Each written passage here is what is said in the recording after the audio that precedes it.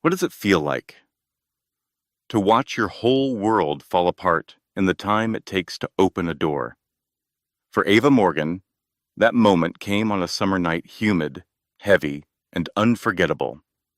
It was the kind of night that clung to your skin warm, sticky, and thick, with the scent of magnolias and regret.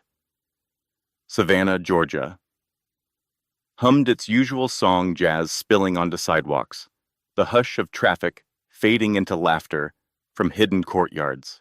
Inside a worn-out bar tucked between cracked brick buildings, Midnight Hollow, Ava Morgan, 25, wiped the same corner of the counter. She'd already cleaned 3 times, not because it was dirty, but because her hands needed something to do.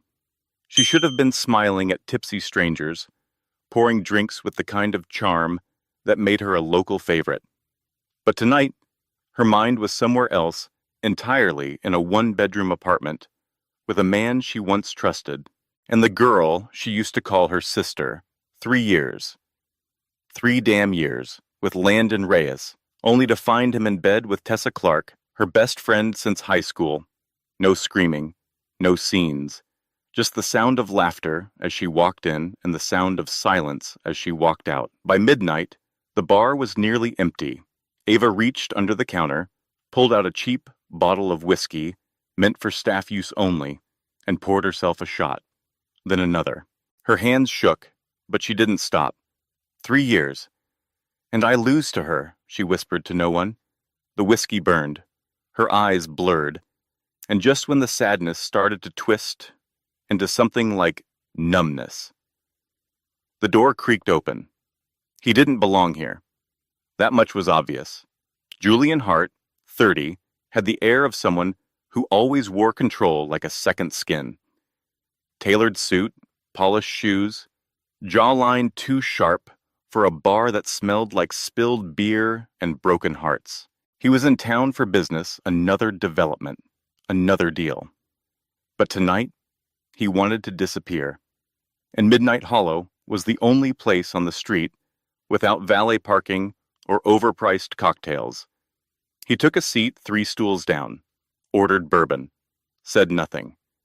Ava saw him, or rather, she felt him like a shift in the room's gravity. She stumbled over, half laughing, half breaking. "You look like the kind of man who keeps secrets," she said, her words soft and slurred. "Buy me a drink, and I'll trade you one of mine." Julian raised a brow, amused but cautious. "You're drowning in more than whiskey," he replied. "Maybe start with some water." She grinned through the ache. Water doesn't fix betrayal. But maybe bourbon can make me forget for one night. He stayed.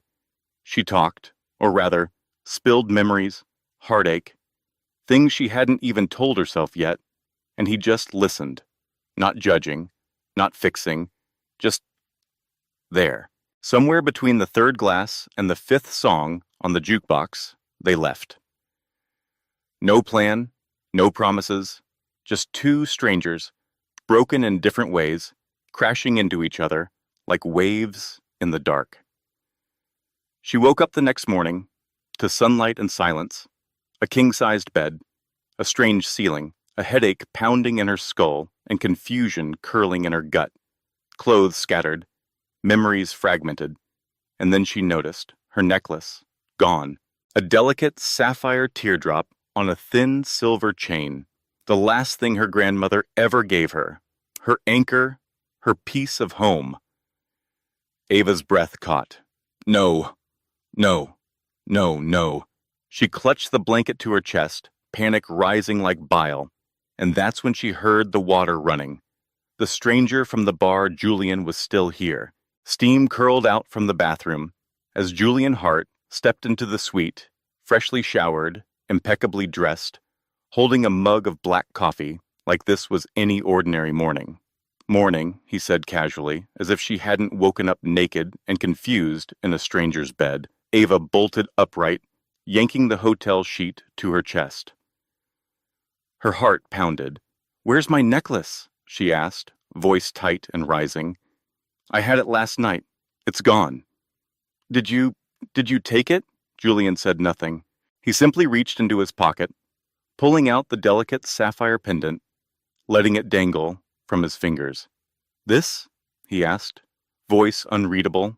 Ava lunged toward it, but he stepped back, just out of reach. "Not so fast," he said smoothly. "I've got a proposal," she froze, cheeks burning. "What kind of game is this? Give it back." But he didn't flinch. He leaned against the wall, sipping his coffee like he had all the time in the world.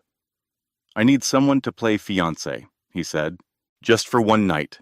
Big family gala this weekend. They're trying to marry me off to some heiress with a trust fund and no soul. You play the part, convincingly, and the necklace is yours." Ava stared at him. "That's blackmail," he shrugged, "and I'll cover those hospital bills you're drowning in from your grandmother's care." "I did my homework." Ava's chest tightened. She hadn't told him that, but it was true. The debts never stopped. Her bartending shifts barely kept the lights on. "Why me?" she whispered. Julian smiled faintly. "You're here, and you're real. One night, Ava, that's all." She wanted to say no. She wanted to throw that coffee in his face. But that necklace. It was the last thing her grandmother had ever given her, and she'd already lost so much. After a long beat, Ava nodded. "Fine. One night. But I'm not your doll." Julian's lips curved. "Noted. We leave for New York in 2 hours." That afternoon, they boarded a flight. Ava wore clothes borrowed from the hotel gift shop, cheap fabric and awkward seams. Next to Julian, all pressed linen and quiet luxury, she felt like a misplaced puzzle piece in a painting. But she kept going. For the necklace, for the bills, for herself. They stopped at a small cafe near the hotel in Manhattan. She barely had time to breathe when fate turned cruel. Landon and Tessa, laughing, arm in arm, like they hadn't shattered her 3 nights ago. Ava's stomach dropped. The air felt thinner. Landon's smirk hit her like a slap. "Well, well," he said, voice loud enough for the room. "Didn't expect to see you in the city. Still chasing my shadow?" Tessa chimed in, venom sweet on her tongue. "Heard you got caught shoplifting back in high school." "Always knew you were messy, Ava." Ava's fists clenched. But before she could speak, Julian stepped in. He slid an arm around her waist with ease, his tone low and lethal. "She's not chasing anyone. She's mine." Landon blinked. Tessa stammered. "Yours?" she scoffed. Julian didn't flinch. "My fiancé. And you too? You're nothing but static." He turned Ava gently, guiding her out as camera shutters clicked behind them. Outside, her heart thudded in her chest. "What was that?" she hissed. Julian looked at her, unfazed. "Practice," he said. For tonight, Ava didn't know if she wanted to scream or say thank you. Maybe both. Back at the hotel, Ava stood before the mirror. A deep blue gown borrowed, expensive, too elegant for someone who served drinks and cleaned up broken glass for a living, hugged her body like it belonged to another woman. One night, she whispered to her reflection, just one night. Across the room, Julian adjusted his tie, calm as ever. "Ready?" he asked, meeting her gaze in the mirror. She nodded, though her stomach twisted. They left as the sky turned gold over Long Island. The Hart family estate sat on a cliff, bathed in sunset light, towering and untouchable. Inside, the chandeliers sparkled like stars, and the guests glided across marble floors with champagne in hand and judgment in their eyes. Julian offered his arm. "Just smile," he murmured, "and follow my lead." Ava smiled. It didn't reach her eyes, but it would do. The moment Ava and Julian stepped into the grand hall, the whispers began. Heads turned. Eyes scanned her up and down. The buzz wasn't just about what she was wearing, it was about who she was. The earlier paparazzi photos had done their job, and now the room stirred with quiet judgment, dressed in diamonds and cologne. The first to greet them wasn't a guest, but a storm. Richard Hart, Julian's father, approached with the weight of a man who always expected the world to listen. Broad-shouldered, silver-haired, voice low and sharp, like broken glass. "So this is her?" he muttered. "The bartender fiancé?" "Julian, what are we doing?" Julian's expression stayed calm. "She's with me. That's all that matters." Richard scoffed, eyes never leaving Ava. "She's after your money. I've seen this type before." Ava's cheeks burned, but she said nothing.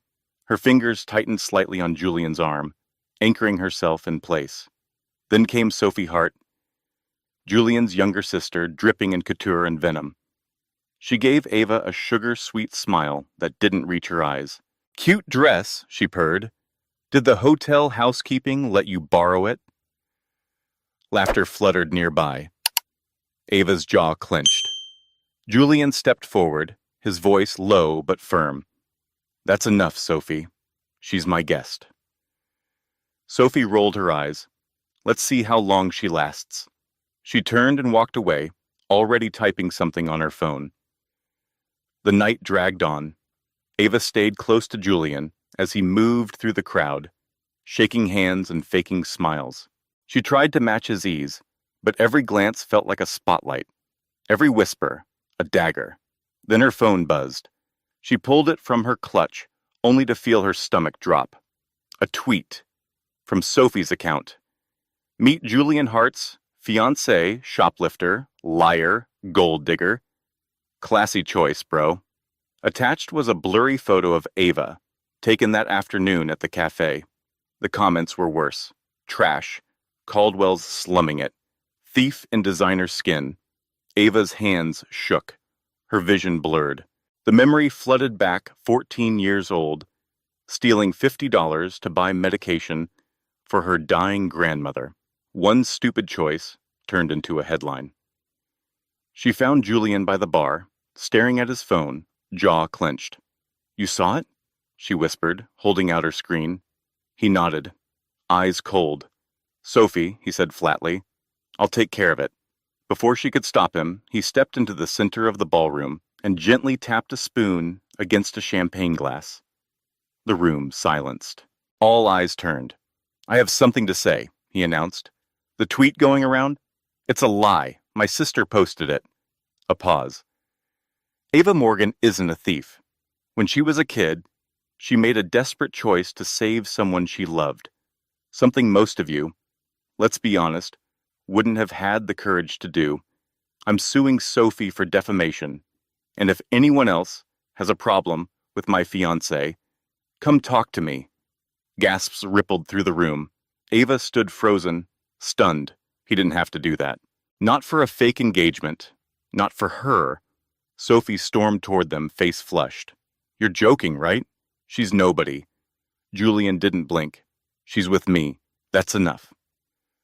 Back in the hallway, Ava pulled him aside, heart still pounding. "Why did you do that?" she asked. He looked at her, calm but intent. "Because it was the truth. And I don't let people tear down what's mine." The word mine caught her off guard. It clung to her chest longer than it should have. But she swallowed the feeling. This was a deal, that's all. Later that night, back in the hotel suite, Ava was still reeling when Julian's phone rang. He answered on speaker. Richard's voice thundered through. "I had her background checked, Julian. Heart condition, just like her grandmother. She's a liability. End this now." Julian's expression didn't change, but his hand curled tightly around the phone. "She's not yours to approve, Dad. She's not your problem." He hung up, then turned to her, softer. "You okay?" Ava nodded slowly. "Thanks for defending me." Again, he gave her a half smile, something gentle in his eyes. "Get some rest. You've earned it."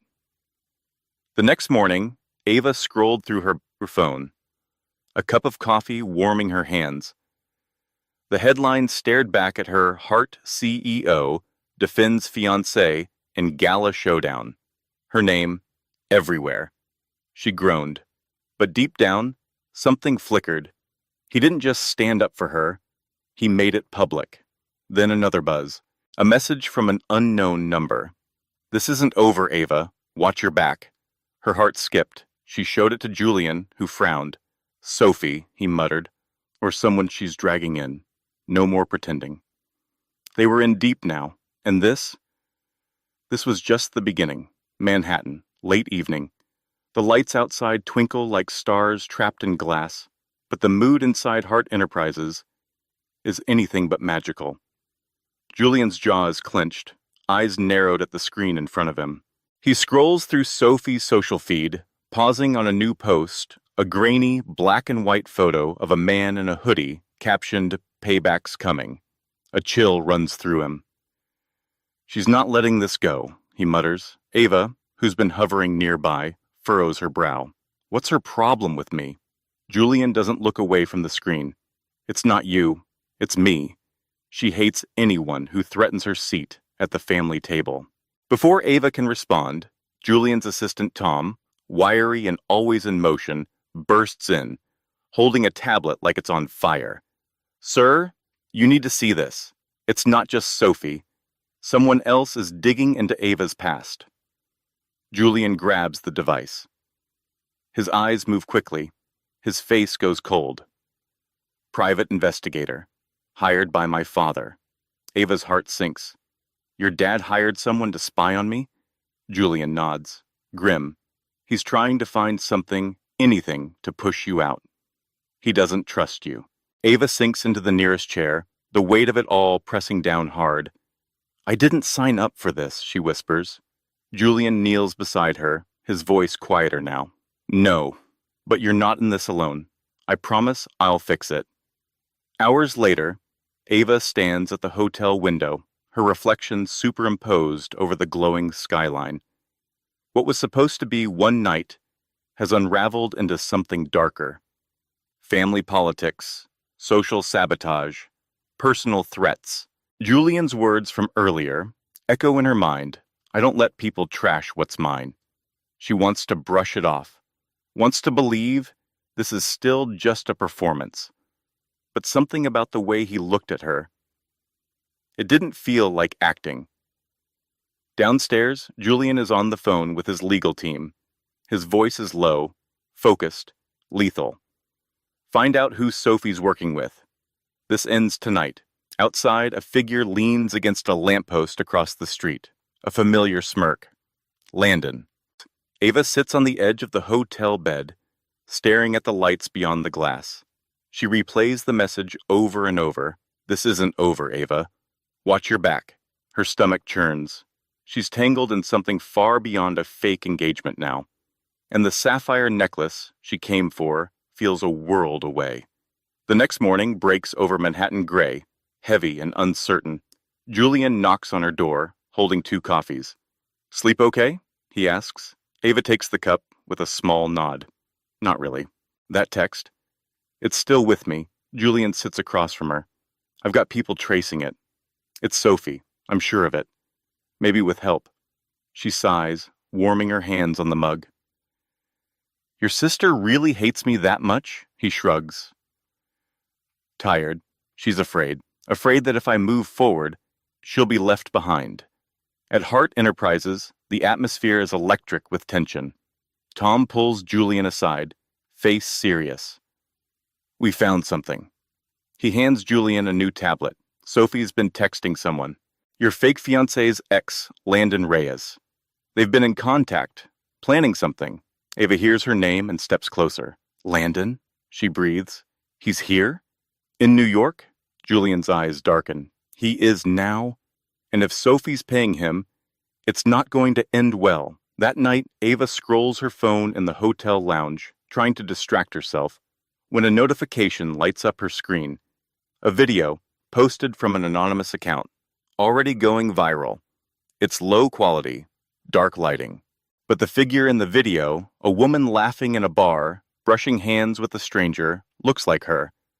The caption reads, Julian Hart's fiancé, caught cheating in Nashville. Comments pile up like bricks. She's trash. Poor Julian. Wake up, man. Gold digger strikes again. Ava's hand flies to her mouth. It's not her, but it might as well be. Her phone slips from her hand, clattering to the floor. Julian finds her minutes later, curled in the corner of the sofa, pale. "What happened?" he asks, kneeling beside her. She can barely speak. She points to the screen. "It's fake." "Julian, I swear it's not me." He watches the video, expression unreadable. Then his voice, calm but hard, as steel. "I know it's not you." Ava's voice cracked as she backed away from the screen. "No one's going to believe me. They've already made up their minds. I'm the villain in this story." Julian stood, sharp and focused. He pulled out his phone. "Tom, get the tech team on it. Trace the source of that video. I want names." But Ava grabbed his arm, her fingers tight with fear. "It won't matter. That video's everywhere. People already believe it. Why would they believe me?" Julian covered her hand with his own. "They'll believe me, and I'm not letting this go." She pulled away, overwhelmed, pacing across the room. "Maybe I should just leave. Get out of this whole mess." Julian took a step closer, his voice this time firmer, quieter, unshakable. "No, you're not running. Not from this. Not from me. We're in this together now." The words stopped her, and for a split second, she wasn't sure what stunned her more, his conviction, or how much she wanted to believe him. The next day, Julian's tech team cracked the case. The video had come from a burner account. IP address? Landon Reyes. Text messages traced back to Sophie. Payment receipts. Instructions, a staged scene with a look-alike. Julian didn't wait. He called a press conference outside Hart Enterprises. Cameras flashed.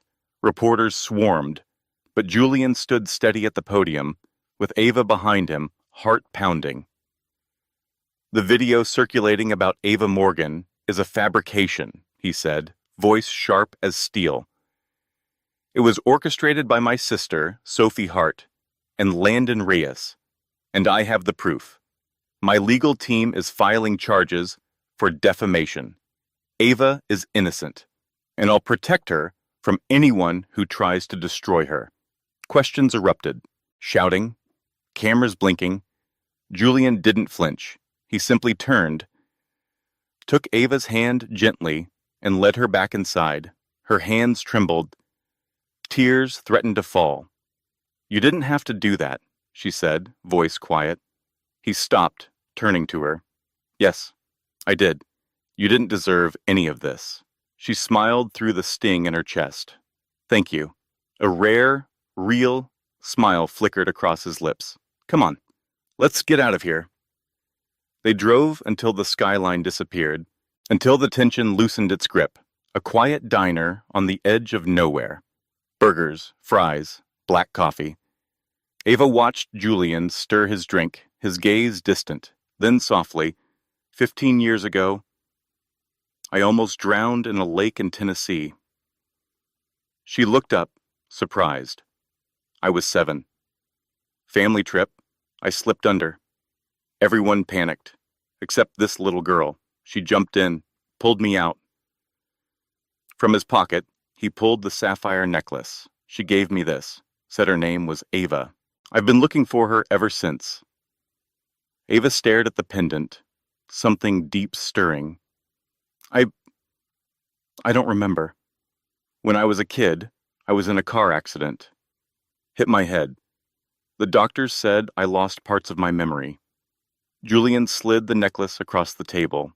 Even if it wasn't you, it feels like it was. She picked it up carefully, fingers tracing the gem. Why does it matter so much? He exhaled. Because she saved me. Gave me something to hold on to when my world was falling apart. My mom died a year later. My dad shut down. But that one act, it stayed with me. Ava held the necklace tighter. A strange warmth spread through her chest. I wish I could say it was me. Julian smiled, soft and sad. Maybe it was. Days passed. The scandal faded. The headlines moved on, but Ava didn't leave, and neither did he. They found a rhythm. Late dinners at the diner, quiet talks in his office. Moments that weren't supposed to matter, but did. She caught herself smiling at his dry wit, the way he really listened, when she vented about Landon. One night, he walked her to her hotel room. He hesitated at the door. "You're not what I expected," he said. She smiled. "Neither are you." He stepped closer, then paused. A breath, a beat. Then he pulled back. "Good night, Ava."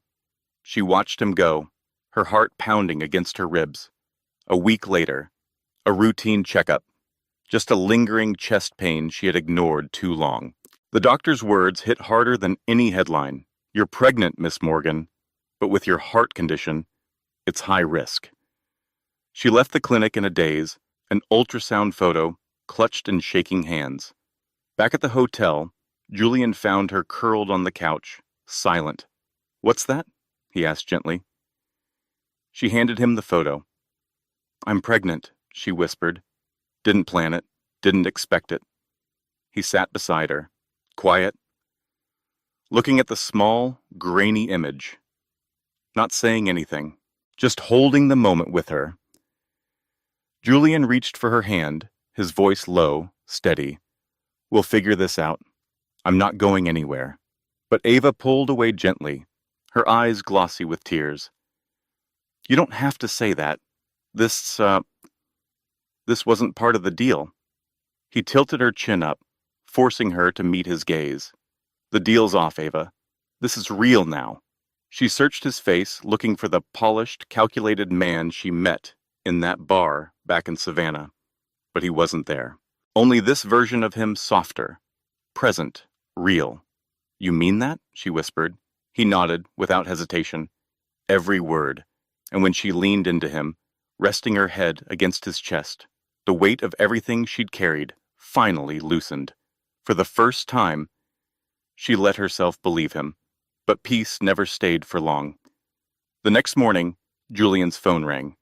It was Tom, breathless. "He's on the move. Noah knows you've kept Ava around. He's meeting with Landon tonight." Julian's jaw tensed. "My brother? What's he planning?" Tom's pause was answer enough. "Something bad. You should get ahead of it." Ava overheard from across the room. Her stomach dropped. "Noah? Again?" Julian grabbed his coat. "Stay here. I'll take care of it." But Ava stepped in front of him, her voice calm but unwavering. "No, I'm coming. This is my fight too now." He hesitated, searching her eyes, then nodded. Together. The city rushed past them in a blur of neon and shadows. Ava clutched the ultrasound photo in her pocket, the sapphire necklace warm against her skin. She wasn't just protecting herself anymore. Whatever was waiting, she was ready to face it. With him. They parked a block from the Rusty Anchor, a broken-down dive in Brooklyn, where even the neon sign seemed too tired to glow. "They're inside," Julian said, voice tight. "If things get rough, you walk." Ava shook her head. "I'm done running." He didn't argue. Inside, the air reeked of beer and bitterness. At a corner booth, Landon laughed beside a man with sharp cheekbones and a colder stare, Noah Hart, Julian's younger brother. Noah looked up, spotting them. A slow, smug smile spread across his face. Look who finally showed up, the happy couple. Julian stepped forward, voice low. "What do you want, Noah?" Noah leaned back, swirling his drink. "Oh, nothing much. Just catching up with our old friend here. Jake's got quite the mouth on him. Says your girl's a real catch. With a whole lot of baggage." Landon's smirk turned cruel. She always did come with complications. Ava's fists clenched. "You don't know anything about me." Noah laughed, slow and deliberate. "Don't we? That fake video didn't stick, but this?" He reached under the table and pulled out a small urn. He set it down like a winning hand in poker. Ava's breath hitched. Her voice cracked. "Where did you get that?" Noah tilted his head, dug it up. "Tennessee Cemetery, wasn't it? You want her back? Get me the Hudson Project contract, the one Julian's hiding in his vault." Julian lunged, grabbing Noah by the collar. "You're sick." Noah shoved him back, laughing. "You've always had everything. Dad's golden boy. Perfect son. Perfect company. I'm just taking my piece." Ava stepped between them, her voice trembling. "I'll do it. Just give her back." Julian turned, shocked. "No, you won't." She met his eyes, heartbreak written across her face. "She's all I have left of her." They left the bar in silence. In the car, Julian gripped the wheel so hard his knuckles went white. "You're not giving him anything," he said through clenched teeth. Ava stared out the window. "He has my grandmother. Julian. I can't just leave her with him." He pulled over suddenly, engine humming in the quiet. "I'll fix this," he said, softer now. "Trust me." Ava nodded. But doubt had already begun to root inside her. That night, she stood outside Julian's office, her heart pounding. Inside, everything was dark, quiet. She had watched him open the locked drawer before, had memorized the way his hand moved, the code, the rhythm. The contract was in there. She didn't want to betray him, but grief made people do impossible things. She placed her hand on the doorknob. Her fingers shook. Just one paper, one trade. For her, that's all. But even as she told herself that, her chest ached, and the sapphire around her neck had never felt heavier. That night, Ava crept into Julian's office, her fingers trembling as she opened the drawer. There it was, the Hudson Project contract, neatly folded, sealed with his name. She stared at it for a long time. Then, without breathing, she pulled out her phone, scanned the pages, and sent them to Noah. The moment the message went through, she felt it. A twist of guilt, sharp and instant. But she told herself it was for her grandmother. For closure. For peace. The next morning, a message lit up her screen. "Meet me at the old warehouse on 5th. Bring Julian. If you want what's yours. Noah." She showed Julian. His jaw clenched. "He's setting us up. But this ends today." They drove through the city in silence. Ava clutched the ultrasound photo in her coat pocket. The sapphire necklace was cold against her chest. She wasn't just fighting for herself anymore. The warehouse was a ruined, rusted metal, broken windows, dust hanging in the air like ghosts. Noah stood alone, the contract on a table behind him. Right on time, he grinned. "Nice work, Ava. Team player." Julian stepped forward. "Where is it?" Noah blinked. "Where's what?" Julian pulled a small object from inside his coat, a sealed urn. "The real one.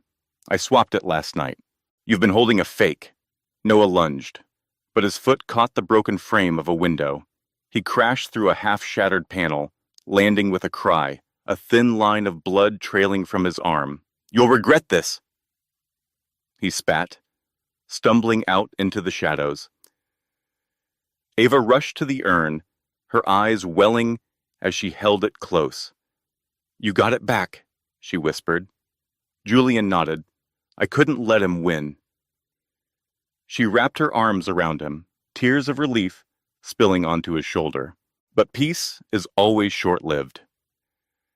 Days later, Ava was behind the wheel of Julian's car, headed to a routine checkup. The ultrasound photo was still tucked in her purse.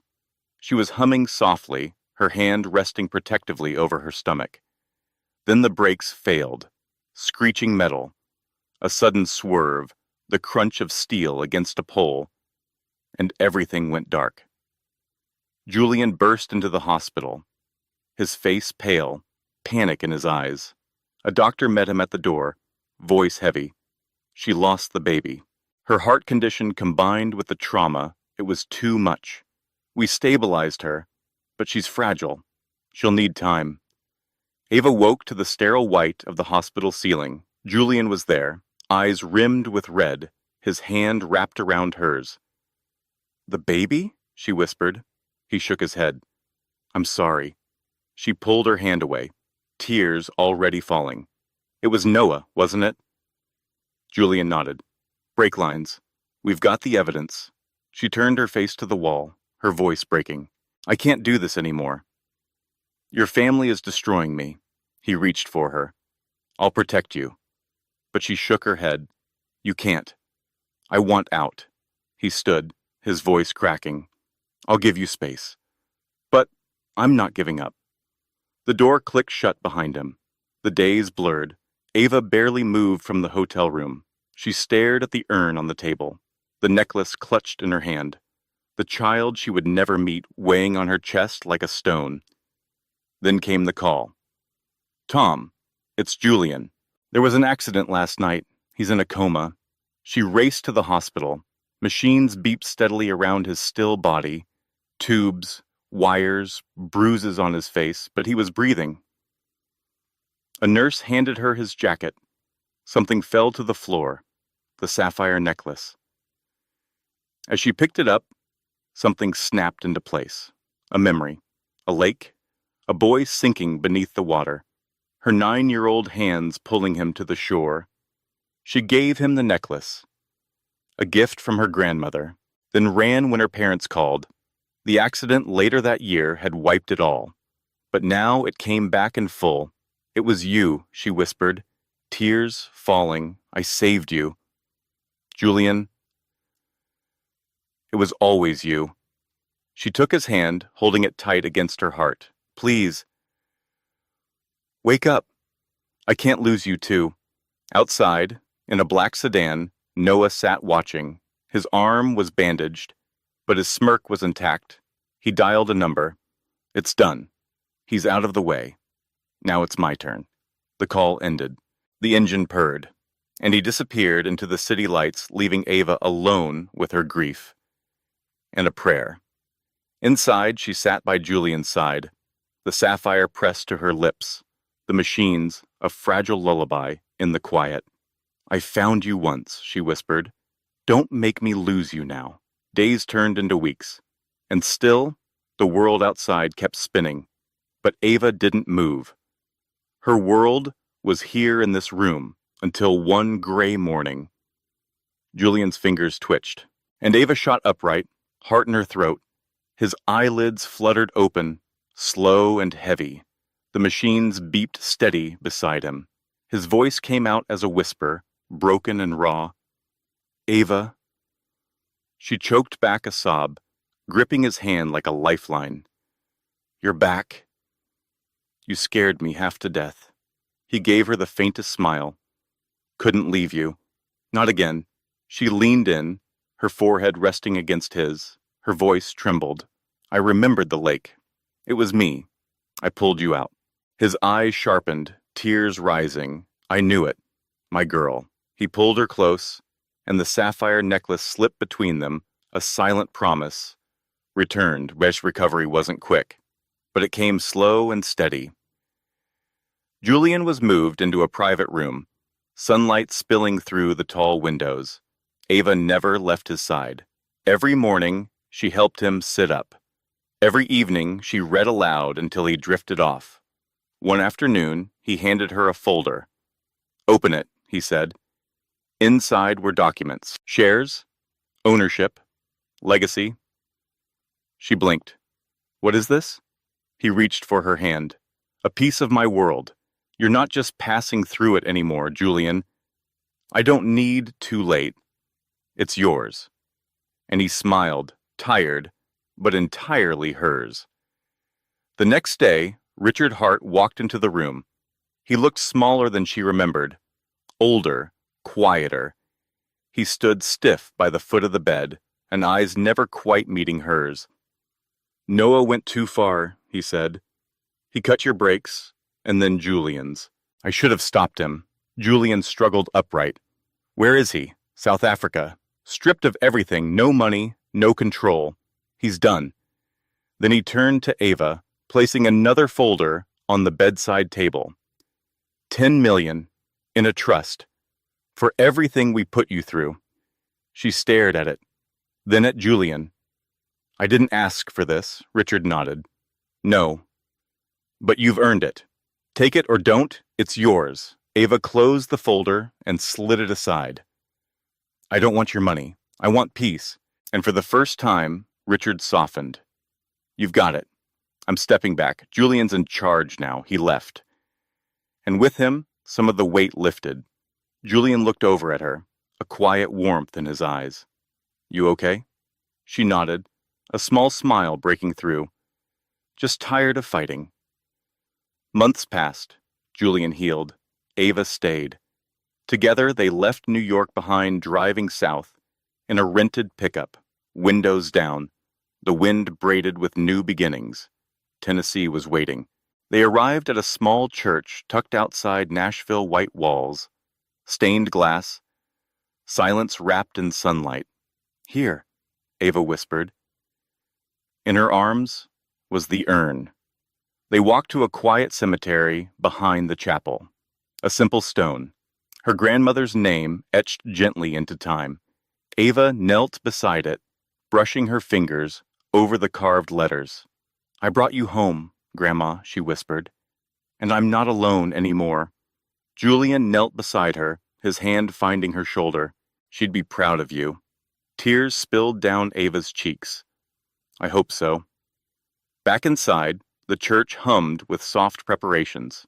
Ava slipped into a simple, white dress, nothing grand, nothing borrowed, just hers. Bought with her own savings.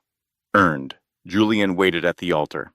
No tie, just a dark suit, and a smile that stopped her breath. The vows came quiet, honest. I promise to stand by you, he said, his voice sure. Through everything, she echoed. Only a handful of guests filled the pews, locals, a few of Julian's trusted staff. But joy was thick in the air. Real, undeniable. At the reception, under string lights and over barbecue and laughter, Ava pulled Julian aside. I have something for you, she smiled, handing him an envelope. Inside, a new ultrasound photo. 4 weeks, she said, glowing. Found out yesterday. His eyes widened. Then he laughed deep and full and pulled her into a hug. Another chance? She nodded, tears and joy dancing in her eyes. Hours. They danced under the lights, her head resting on his chest, the sapphire glinting at her throat. Later that night, they walked back to the cemetery. The stars were out, the wind gentle. Ava placed a hand on her stomach, voice barely above a whisper. Grandma, we're married now.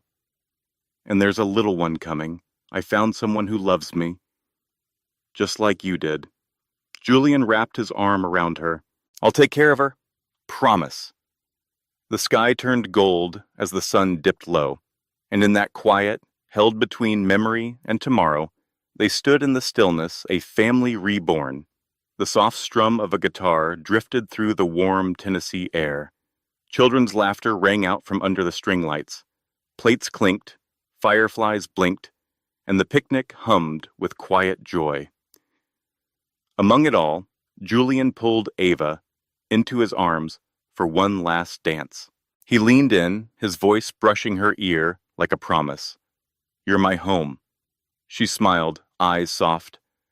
The weight of everything that came before finally lifting. And you're mine. They swayed slowly, the world narrowing until there was nothing left but the two of them and the quiet heartbeat of a child yet to arrive. A new thread gently stitching itself into their story. Miles away, under a harsh African sun, Noah sat hunched in a cramped office. Stacks of paperwork surrounded him. The air was thick, still, unforgiving. His fingers twitched over a rusted keyboard, his voice barely a whisper. They'll regret this. But the fire in him had burned out. There was no one left to blame, just silence. On a quiet golf course in Long Island, Richard Hart sat alone with a glass of bourbon. The empire he once controlled now belonged to his son, and for the first time, the stillness wasn't a luxury, it was a reckoning. Back in Tennessee, Ava and Julian settled into something far more valuable than power. A modest home, just down the road from the little white church. She left bartending behind, took a job at a local clinic, a quieter life, one lived on her terms. Her heart condition, Once a looming shadow, now watched with care and grace, Julian scaled back to delegating, letting go, choosing presence over legacy. One evening, they sat on the porch, the sky above them spilled with stars. Ava's head rested against his shoulder. The sapphire around her neck caught the last glint of fading light. "Think it's a girl or a boy?" she asked, voice hushed. Julian smiled. "Doesn't matter. As long as they have your fire," she laughed, lacing her fingers with his. "And your impossible stubbornness." The night deepened. The world slowed. Ava traced the curve of the necklace, thinking of a lake, a bar, and all the chaos that brought them here. "It was worth it," she whispered. Julian pressed a kiss to her forehead. Every second. And they sat in silence, the kind that only belongs to people who have been broken, and then found their way back to wholeness. Their future unfolded quietly before them, not perfect, but theirs. A family born from the pieces of the past, stitched together with love. And at last, thank you for staying with us until the very end. This wasn't just a story about heartbreak, redemption, or finding love. It was about healing, about finding your way home after being lost for too long. If this journey touched your heart, even just for a moment, we're grateful. Truly. Sometimes the most broken paths lead us to the most beautiful places, and sometimes the greatest love stories begin when we finally choose ourselves. From all of us at Shining Stories, thank you for listening. Until next time, stay kind, stay brave, and never stop believing in second chances.